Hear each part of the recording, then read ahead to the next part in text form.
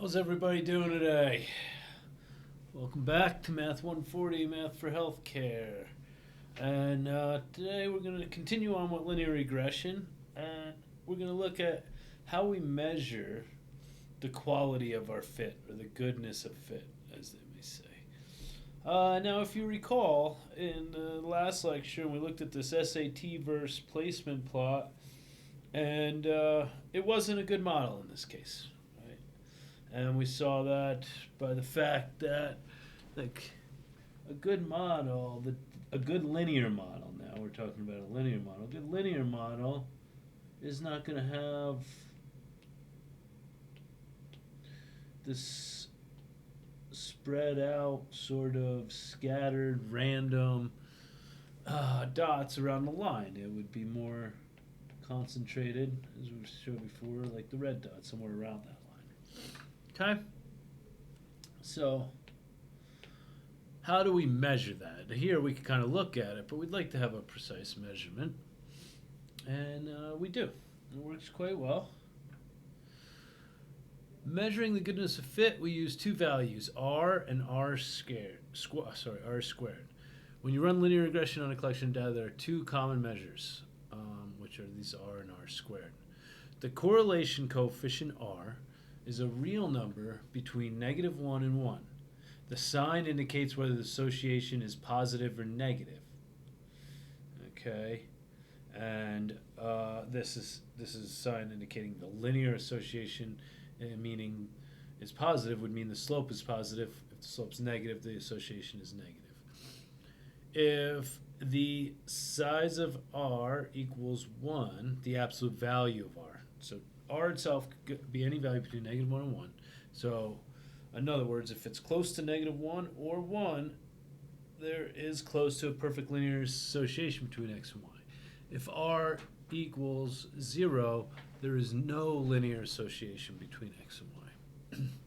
In general, the closest the absolute value of r is to 1, the better your model is. All right? And that's reasonable. And we could use that measure. R squared is simply the square of r, but it's called the coefficient of determination. And since it's squared, it's always going to be 1, so all you're looking for, you won't be able to tell positive or negative from r squared, but it's a good linear fit if you're close to 1. Nice thing about r squared, there's a convenient interpretation. It is the proportion of the variance in y predictable from the variance in x. Okay?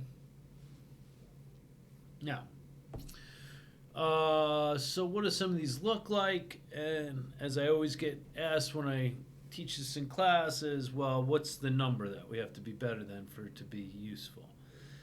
You know, it depends on what you're doing. And it also, maybe you use it, but you say, well, there wasn't as much of association as we'd like to see. Things like that. But there is no steadfast rule. So let's go look at a little example. Something.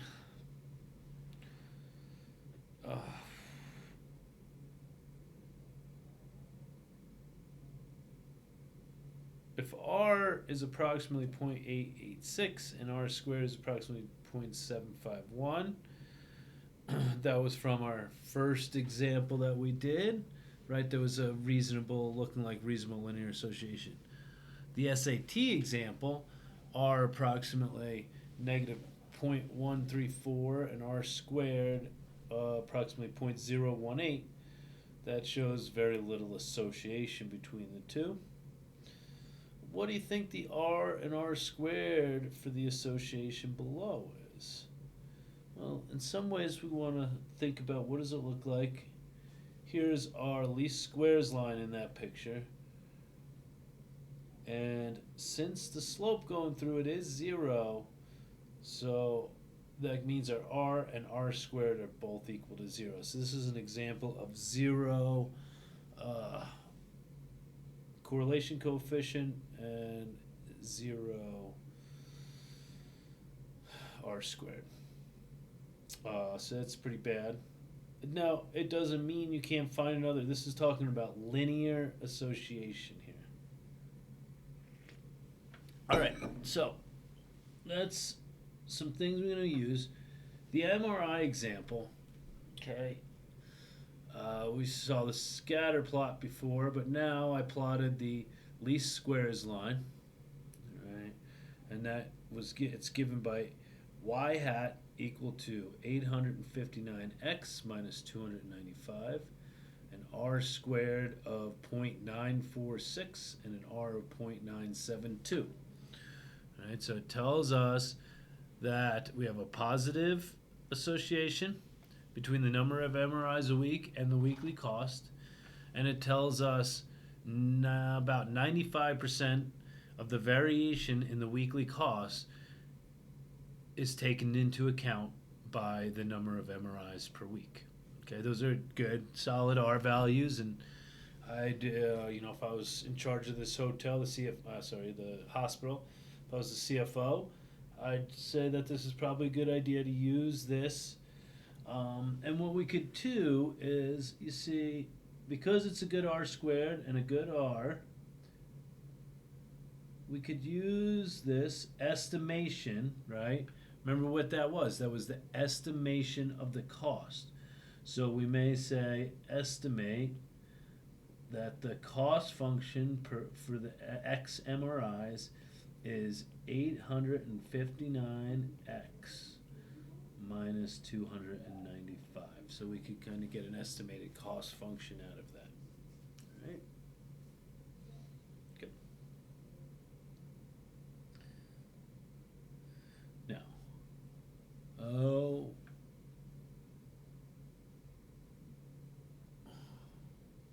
we want to interpret the slope, which was 859. We have y hat equals 859x plus, sorry, let me get that number here, 2 minus 295.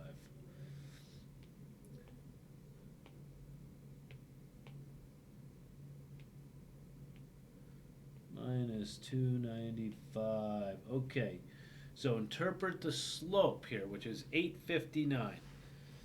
Okay, now the first thing I would do when I'm interpreting the slope is, okay, what are the units on the slope?